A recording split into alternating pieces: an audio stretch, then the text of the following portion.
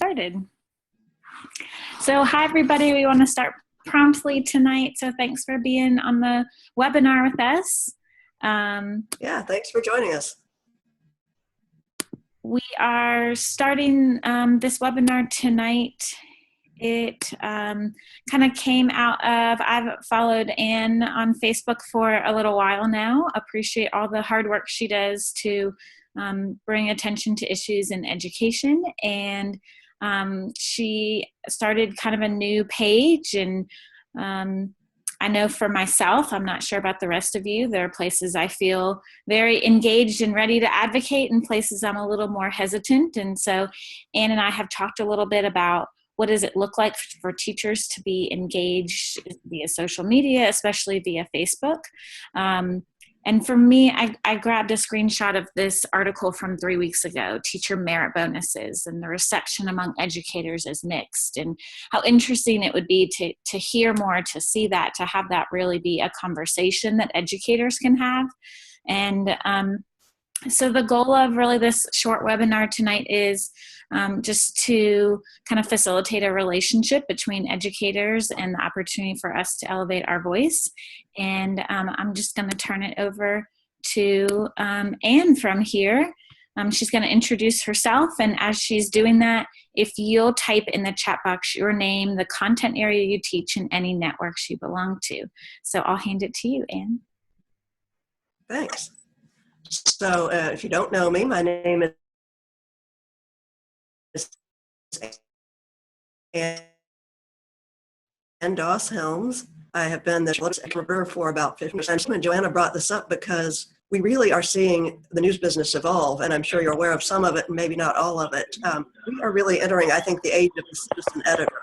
For most of my career and for most of American history, editors have decided what people are reading and talking about by deciding what goes on the front page.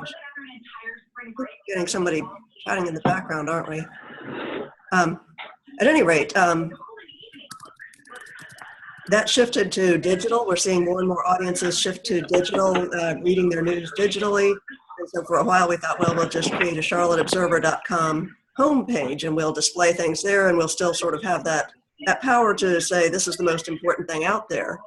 And what we have found recently is that our digital readership is shifting more and more to Facebook. And I don't know how often you all experience that. I'm guessing you do. That when you read an article, it may be that you get a link from one of your friends' pages rather than from just going to the homepage. So this thing we have up here, I don't know if any of you have been to the Observer's new building in the NASCAR Tower, but we have screens all over the walls that show real-time displays, and what you see here is Chartbeat. We can look at it at any given moment. If we could ask that the participants mute their phones. I'm getting some background noise. I don't know how anybody's hearing me. Yeah, I can do that, Anne. Okay. And are you hearing me still? Mm-hmm. Okay. Okay. So we get these real-time reports, and we can see at any given moment not only who's reading, but how long they're spending and what source they're coming from. And Facebook is actually the biggest source of readership coming into us. So that was why I started a journalist page. I've had a personal page for a while, and some of you may be my personal Facebook friends, but I didn't want to share, like 5 articles a day on my personal page and spam all my relatives. So I set up a journalist page, and what I'm trying to use that for is not only to share the articles that I write, but to share articles of interest from other sources like the News and Observer. EdNC does a lot of good work. When I see a study that I don't have time to write about, I just figure I can, if it has something to do with Charlotte-Mecklenburg, or if it has data that you can look up that's local, I just kind of post it out there. There's something on policing in schools that I still have yet to look at, but I've put it out for you all to look at. What else? I sometimes just put personal observations on things that may be of interest, but not big enough to write a story about. The Charlotte-Mecklenburg School Board has been discussing whether to revise its rules for public comment. That's not a huge public issue, but for people who care, that's a really big issue. And for educators who want to be heard, that's a big issue. So as I've been getting bits of news about how they're progressing on that in the policy committee meeting, I might just post that as a Facebook exclusive. So really, each of you has the ability, each time that an article that I post gets shared or liked, or the more followers that I have who can see them, when you share them out to your networks, that really increases my reach. And that's a big point of self-interest for me. I just want to be right up front about that. The more I can get people connected through social media, the more likely I am to stay employed. But I think that's a good thing for all of you as well, because you really have a lot of power now to shape what people are seeing and discussing. If you are following a great blog and you share it, and if you tag me in it, I might be able to share it as well. If you're sharing my work, there are more people seeing it. So I think that is what Joanna was seeing as kind of a starting point. Trying to check my notes. We have a lot of educators who are really good on social media. People like James Ford, who's now with the Public School Forum. Several people out there who, if they share something of mine, I can just watch on those charts and immediately see it kind of spike up. So I do want to scroll to the page. Mm-hmm. Yeah. And so I just kind of wanted to add in a really interesting one that I saw you post, Anne, was the article introducing our new superintendent, and how, you tagged him, and how, like, well, I put in my friend request. I don't know if he'll accept my friend request, but how, I really saw the advantage in reading that article, and, maybe developing a relationship with him through that. If that happens, we'll see. Yeah, and he is on social media. He's, I don't know his exact age, but I think he's early 30s, and he is saying he really wants to listen and learn. So exactly, that is, I hope that it's a way for people to connect with each other, not just for me to sort of bombard you with things in a one-way direction, but for people to get things back. And one of the things that we started talking about a little bit, this conversation starters idea, was that, again, maybe we could put some things out there that teachers would email me, teachers or any kind of educators. There was something that I posted today that I saw. Pam Lilly is a librarian at a Charlotte Mecklenburg elementary school, and she had just posted something in which she did a display at her school of books about immigration and religion, and just sort of knowing everything that was going on this weekend and fears that are out there for a lot of students. She created this display to sort of help her students feel better and maybe start talking about some of these issues. So I then, sent her a message and said, is this public and can I share it? And I did. Ideally I would have hoped to see like even more teachers saying, this is how I discussed it, or sharing some pictures or comments. They haven't done that, but they do seem to be liking it and reading it. So we're kind of thinking that might be one way that you all can get. Yeah, and I think the teacher bonuses would be a perfect one of those. I would have loved to have seen more comments on it. I kind of laughed that Joanna seized in on the headline about reactions are mixed, because that's kind of a classic Weasel headline. Reactions are always mixed on almost anything where there are thousands of people. So, I did have some pro, I did have some con, but it would have been great to really get, some people email me directly and I get some very specific questions about it, but I think sometimes all of you interacting can not only answer each other's questions, but this page also connects with school board members, with public officials like the new state superintendent, with some state legislators. So it's a really good way to get some discussion going. So, yeah, and so just to kind of jump in there too, we kind of saw these 3 levels of ways for teachers to get involved. This first level being the idea that you just like things. Keep in mind that when you like something, sometimes it'll alert people who are friends with you, like, oh, so-and-so liked this, like you might like this as well, depending on your Facebook settings. And the same with commenting, liking and commenting, sometimes just alert people that you're engaged with that page. Sharing is kind of a little bit sometimes scarier of one, like, do I really want to share this on my page? But especially people who might have other pages. For example, I'm not sure if Christina Hoy is on tonight. I think that might be who that Christina is, but I know she has her own page for Dignified Teachers, and so she might not share it on her personal one, but she might share it on there. And so those kind of levels of engagement, that like, comment, and share is one.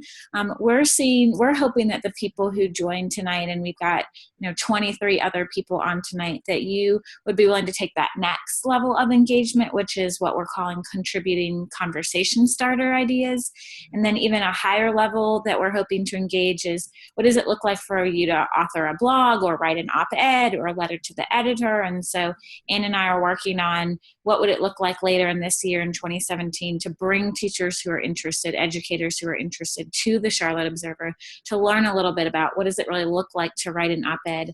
I know Justin Parmenter isn't on the call tonight, but he has written a couple great op-eds, and there are some tips and tricks. So those are kind of the ways that we hope that you might get involved. And I'm going to go to the next slide. Yeah, well, we were talking about sort of how to have a discussion on social media, because the great thing is with this sort of digital environment, there are more opportunities than ever to be heard or to be read or to maybe get a lot of attention.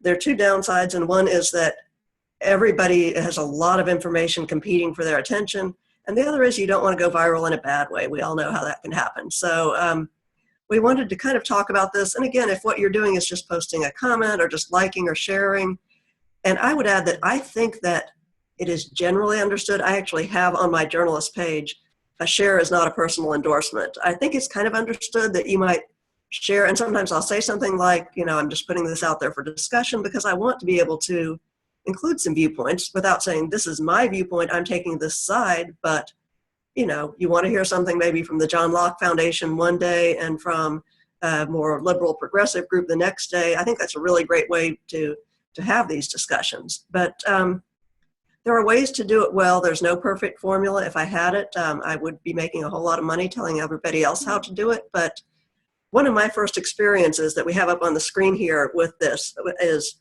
Justin Ashley, who is really good at this stuff. And he is a Charlotte-Mecklenburg Schools teacher.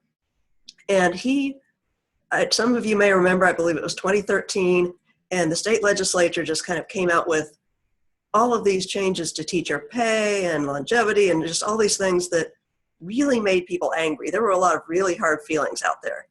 And Justin wrote this letter, and I think he really illustrated two things very well.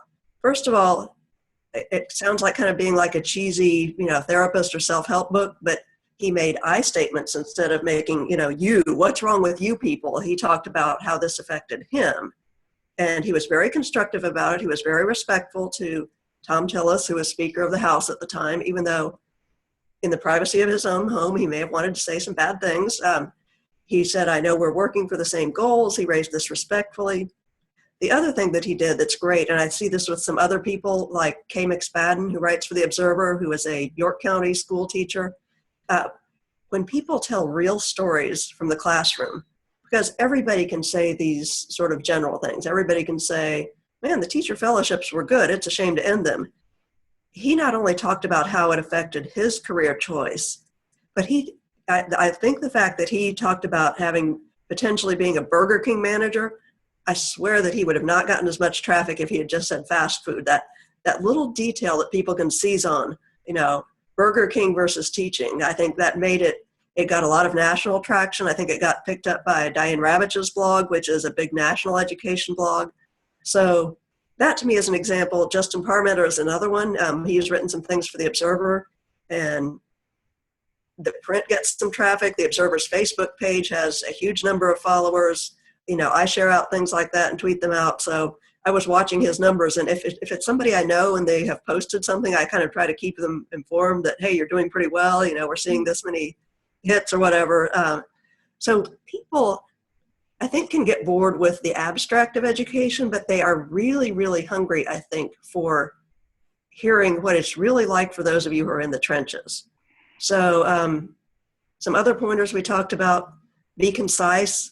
There's always that temptation to just sort of spill everything that's on your mind. My editors might tell you I occasionally write too long. You guys might think I occasionally write too long. But think about what you read when you're reading, say, a Facebook post or a comment or whatever, and if it's the whole screen, you may kind of go, next. If it's concise and says something really meaningful, that's when you're going, oh yeah, that person really spoke to me. Again, be constructive. Say something like, if somebody has done something that you find baffling, I'm trying to understand why the legislators would, as opposed to, what those idiots don't understand is this, or, have they considered versus they don't even care. So word things constructively. And again, think precisely and write precisely. Joanna and I talked some about buzzwords and coded language. One of my bugaboos is busing. And people say, I'm opposed to busing. And I think they're not opposed to transportation. They don't want CMS to sell all of its buses. And they're not even necessarily opposed to long bus rides because people choose magnets and choose long bus rides. It usually means something more specific, that I don't want a certain type of assignment. So we hear phrases like busing or urban schools or white flight. And sometimes generalities like that raise people's hackles. So maybe think exactly what you're trying to say.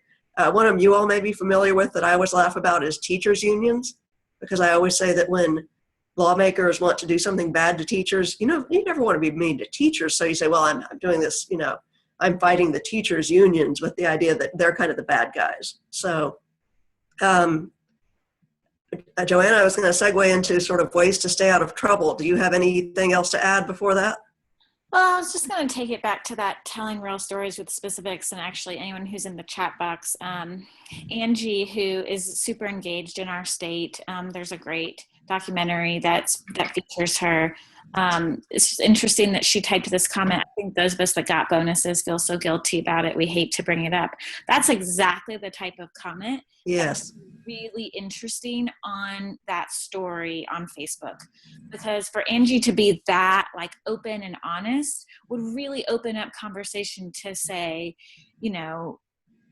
I might say, yeah, but I worked really hard. And, is it fair that I have after school tutoring when this non-tested subject doesn't have to stay? Or I think those are the types of comments that it is a real story.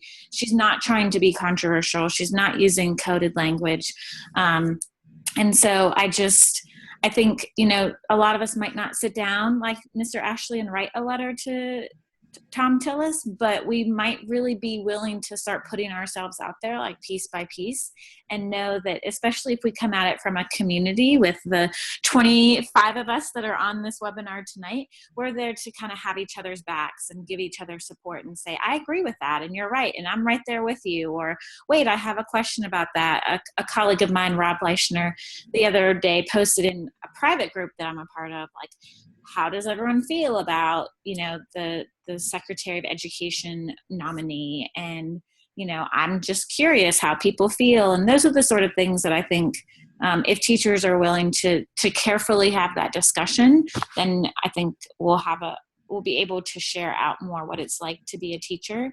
I did also, before we go on to the slide about staying out of trouble, want to just hit on that idea of when to disagree and when to leave it. And I know we kind of talked about this one of the times that we met. I think teachers can be very afraid that they might get attacked on social media. Could you speak just for a minute about like, what is it? Because it's your page that you're kind of in control of. So could you maybe speak a little bit about how we would navigate those feelings? Yes. But I think there's an interesting dynamic. I feel like Facebook is generally pretty polite. And I don't know if that is just because, you can block somebody if they're always being a real pain, or if it's because your name is attached to it. I have not really had an issue with Facebook comments that I felt were inappropriate. Certainly if somebody went on and said something just horrible about somebody else, I could take that comment down. It's a little trickier. I feel like the comments on the Observer's story, and I'm not quite sure what happened, but it feels like people are not using those much. And the people who are sometimes the same handful of people, some of whom I think are really sincere and just, spend a lot of time sharing their opinions, and some of whom are really nasty. So I totally understand that people are reluctant to go on those comments. And I had a colleague once at my first job who said, never get into a braying contest with a jackass. And I think there's a lot of truth to that. If somebody's just being ugly, yeah, you always have that emotional reaction that you want to go in and, kind of respond in kind. And it's generally a bad idea too. I think you let them hang out there and they kind of speak for themselves. When I respond to comments, kind of my rule of thumb, and it wouldn't necessarily be the same for you unless it's your own page. If somebody says, well, this is another sloppy reporting job by Ann Doss Helms, I'm not going to go on and say, oh yeah, well, I'm a really good reporter. If somebody says, well, I don't know why Ann has never reported about this issue, and I have in fact reported about that issue, I will try to find that story and link to it and put it in and just very politely say, you may have missed this, but I have reported about this issue. Sometimes people catch me in a mistake, and I don't like that because I would rather never make any mistakes. But if I'm going to make one, I want it to be caught and corrected as soon as possible. So even if the person is kind of snarky in the way they point it out, if they're right, I will say, good catch, thank you, I've corrected it. So I don't think you're going to get really attacked on my Facebook page, and I do have some control over that. But I do think that's something to think about if you go on to comments on kind of any news source. So is that? Mm-hmm. Yeah. One more thing I was going to say just before we go on to that not get in trouble is just, if the place you want to start is just by liking her page, you don't have to like any individual stories or comment. Just start by liking her page. I know we've got a few people from the Beginning Teacher Leadership Network who, we went to a school board meeting, and teachers can't always make it to school board meetings. So by following Anne's page, I get a lot more like live updates on those things. And then I can ask questions. I can have a conversation on those stories because I now know that they're there, and I know a little bit more what types of questions to ask. Angie typed in the chat box, if anyone else is following, that teachers, we tend to be so hesitant because we've been read the Riot Act. I will tell you that I contacted Charlotte-Mecklenburg Schools. I know there's some people that aren't CMS here. I contacted CMS and asked them, what are the specific rules for engaging on social media? And it took a while and a couple follow-up emails, but the kind of third bullet point that you see here, do not engage during work hours, is basically the only thing that they will officially put, that they have said, is that their only care is that you do not engage during work hours. So I'm not sure about people on the call, but I sometimes see, and I work from home now, I'm not in the classroom, I'll see my friends post at like 10:10 a.m. and I'm like, you're at school. I'm not sure about this posting on Facebook even during your planning period. I would choose not to do that. When I was in the classroom, I chose not to post during school hours unless it was something just really positive and exciting about my work. But even then, I tried to wait. So I know Anne will kind of talk a little bit as well, but we feel like the kind of next steps that have to do with not getting in trouble, one is just like the page. We are going to ask that you fill out this tiny URL just to give us your name and your content level and your personal email. Because one of the other things is the way to get diverse teacher voice out there is to be able to be contacted. And I always felt it was such an honor when Anne would call and say, would you be willing to, be quoted on this topic? And sometimes I would say, gosh, I'm really not the person for you to talk to. Maybe try this person or that person. So don't ever feel like she's, out there to get you. I've only had anything but positive experiences with her. And then before I turn it over to Anne, as maybe you're going to that tiny URL, is just remembering that anyone can read what you write and consider the reactions.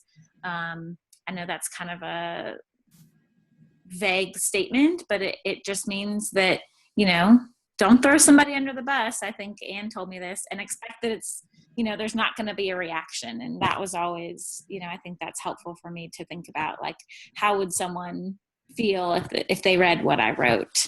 And any don't get in trouble things to share? Yeah, along similar lines, I think it's a good policy to assume that everything you post on social media is public. And I know we all belong to private and secret groups, and we may have our personal page with our privacy settings, but it is just so easy for somebody to get a hold of something and screenshot it and share it. I just think you ought to be really, really thoughtful about posting something that you wouldn't want to be held accountable for. And I realize that may seem a little intimidating, but I'll just put that out there. I think we all like to make statements about them, whoever they are, politicians or bureaucrats or the media. And some people, you've probably been on the receiving end of people who make statements about teachers. And as long as you think of them as sort of this anonymous, faceless group, it's easy to just kind of rip them. And sort of what we talked about before, if you're posting something, certainly on my page, A school board member may be reading it, a state official may be reading it, a state legislator may be reading it, and that may be somebody who would actually really like to connect with you and hear what you're saying, but they're not going to hear you as well if you insult them. I would say remember that humor, and especially edgy or sarcastic humor, doesn't always translate well into social media. I think that sometimes gets people in trouble. We've probably all read recently about a couple of state officials who thought that they were making really clever comments about the Women's March, and not so much. It didn't come across that way. So just think about that as you're posting. Never, ever disparage your students or their students' families.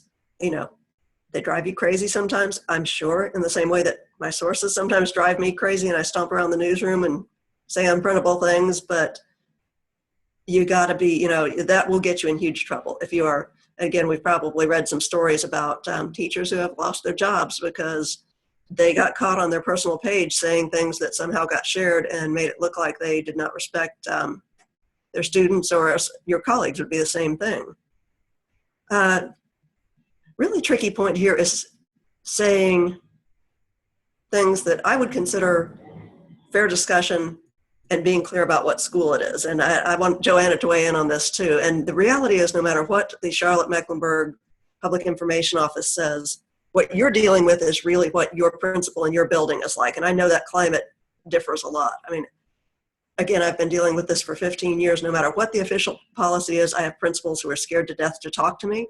And no matter what the official policy is, I have principals who say, oh no, this is my school. Pick up the phone, call me, I'm going to talk to you. And they're great. So I know you're all dealing with different things. From my point of view, if we're discussing an issue that might turn into a story and you say, well, here at Butler High School, we're having this issue with school supplies, and and we're having to go buy our own, and I cite school supplies because this is a perennial go around that I hear from teachers, that we don't have enough copy paper, we don't have enough this, we don't have enough that.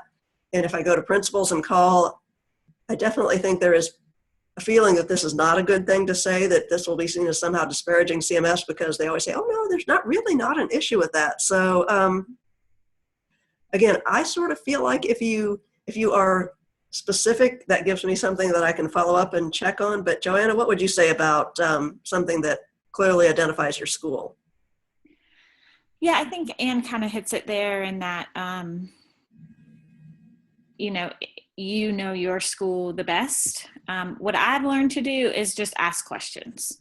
That's my safe way, is say gosh, I'm wondering if other schools are having an issue with the amount of paper. What's the situation like at your school? So that you're not complaining oh, my school's spending money on Chromebooks instead of copy paper. Sometimes it just helps to kind of ask a question. And I think that kind of brings maybe to me my personal reason for joining the page is more to have discussion rather than oust it. Anne's page is not a place for us to go well, my biggest issue with my school is teachers don't have duty-free lunch and I expect that to be solved. I think it's perfectly appropriate to have discussions about what are the time demands on teachers, but keep in mind, and we talked about this at the beginning, Teacher Leadership Network, there are structures in schools to solve problems. So if you have a specific problem, I would make sure that you've gone through the other channels first before you air your grievances on social media. To me, Anne's page is more a place for discussion about complex issues rather than personal issues. And I know those of you who were at the BTLN meeting and heard Ann Clark kind of talk about that and the ways to do problem solving.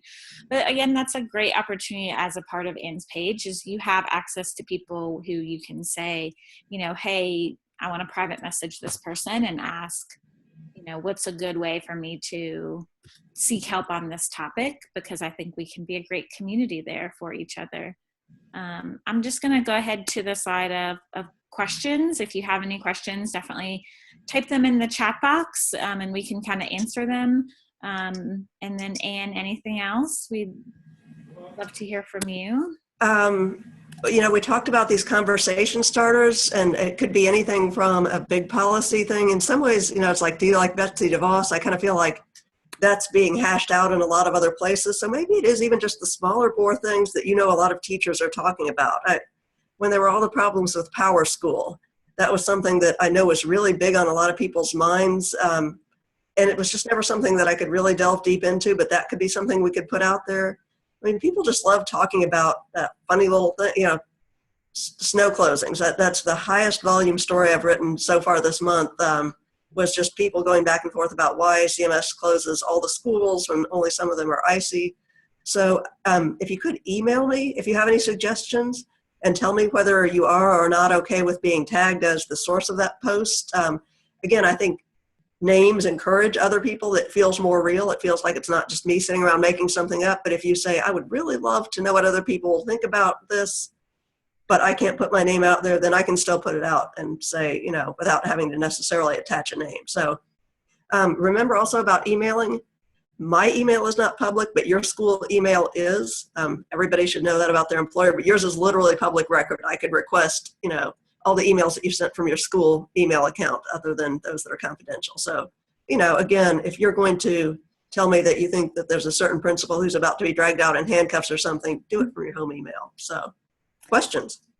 Yeah, and so just to add, that is why in the Google form, we've asked for your personal email address instead of your school email. I would, from my point of view, encourage everyone who does any sort of advocacy to do it from your personal email. Do it on your personal time, from your personal email. Don't put yourself in a position. Sarah had a question. What are some issues you're interested in hearing from teachers about, things that are specific but not personal issues? So Sarah, one thing is calendar flexibility, especially if you're aware of things that might be coming up legislatively. If you've followed the CMS school board's legislative agenda, you know, teacher pay is one that people would love to talk about. You know, I'm sure Ann doesn't want to post something like that every week, but you know, there are a ton of issues that, from my point of view, the issues I'm interested in bringing to the table are the ones that are probably going to hit legislative, and I want the community to be aware of the discussion. So that's the angle that I'm coming at it from as a teacher advocate is, you know, I want the community talking about things that we could actually affect change in. So calendar flexibility is something that the legislature is probably going to address this year. And I think it'd be really interesting to hear, you know, I know there's someone on here who's associated with Project Lift. Like, what is it like to be at a Project Lift school where their calendar is really different? And do those teachers really feel that that has a positive impact? Do schools wish that their own school, you know, would that be a solution to the snow, is calendar flexibility? So, those sort of things. And certainly also issues that are in front of the local school board. And you all know we've got student assignment going on, and that's really complicated. And I think as this first magnet lottery plays out, there will be a lot of us will be trying to figure out what specifically is happening. And you may have insights at a school or about a magnet program. You mentioned Project Lift. I think one of the things that they're going to be discussing as they move forward with boundaries is the neighborhood K-8 schools that were created when they closed schools during the recession. There's been a lot of back and forth over how those work. And again, I know that gets a little sensitive if you are somebody who teaches at those schools, because I know there are people who think they're going well and people who think they're not going well at all. But maybe even just the K-8 structure in general, the pros and cons of that. There are going to be, I think the whole student assignment thing is really going to blow up is maybe a bad word, but engagement is going to increase exponentially as soon as there are any specific proposals on the table. And again, sometimes you guys have insights. There are some things going on with special education right now, and I am aware of them, but again, have not been able to carve off time to really dive into. I gather they're combining maybe the autism and the self-contained intellectually disabled. I probably don't have quite the right term, but any of those things could be things that you could throw out and say, let's talk about this because it is out there and decisions are being made.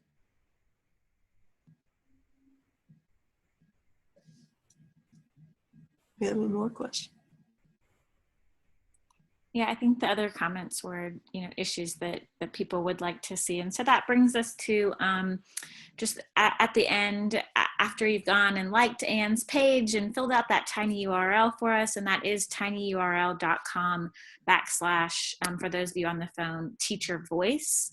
So tinyurl.com / teacher voice. That's where you'll just kind of basically say like, yeah, I'm interested in continuing to be a part of this. I'd be willing to submit. So I saw that Roman contributed an idea of something he'd love to chat about, and Christina did, and Angie did. And I've seen testing, which is a great one to weigh in more specifically, because you're right. There are things where everybody says, we need more teacher pay, we need to reward the best teachers, we need less testing, but how you do it is really the million-dollar question. Yeah, so Anne might use your email address to just send out like a blast email to people asking like, hey, what ideas do you have this week or this month? And her email address, I'll just flip back to the intro slide so you can screenshot, or feel free to send both of us an email right now if you want, just to say like, hi, I was on the webinar, wanted to establish initial contact. Anne's email is ahelms@charlotteobserver.com. And it's also under my byline on every article, so if you forget it, it should be easy to find. Mm-hmm. And mine is joanna.scamitzi@hsgfellow.org. So we'll leave the screen up. We'll stay on for about 5 more minutes if you want to chat more. We appreciate your time this evening. We're glad to have a really diverse set of people, both classroom educators and other members of the education community. So we'll stick on here. Any questions you have, feel free. I'll unmute everybody. If you're sitting in front of the TV, maybe mute yourself. But we're glad to have you join tonight, and looking forward to really engaging and elevating teacher voice. So thanks for joining, and feel free to shoot us emails now or later, or just contact via her page. And thank you, Joanna. I just, I would have felt like if I'd asked you to do this, it would have been entirely too self-serving, but I love that we're all talking about this as a way that benefits everybody, because I do think general readers benefit from hearing teacher voices. So thank you so much, all of you who took your evening time, because I know you have families of your own, and you, despite what some people think about those short days you work, I don't know any good teachers who work short days at all. Thanks for everyone. We'll stay on for a little while, and any specific ideas you have about topic starters, just make sure that you email them to Anne. I know some of you put them in the chat box, and I'll probably go through and grab them and send them along with your name to Anne, but I'm sure she'd love to actually have a direct email contact with you. So I know, Jenna, what a great topic for the myth of graduation rates. So definitely shoot Anne an email with that. Yeah, I don't know exactly what you mean by that, but I am curious, so definitely. You've hooked her. What a good way. Get some traffic. Thanks for joining, everybody. Thank you.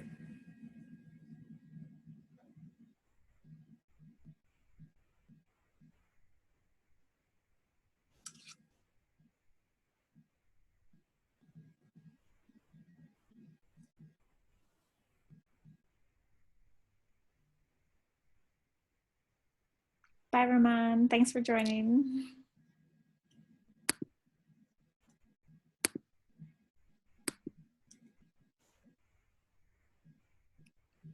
So Joanna, are you still on?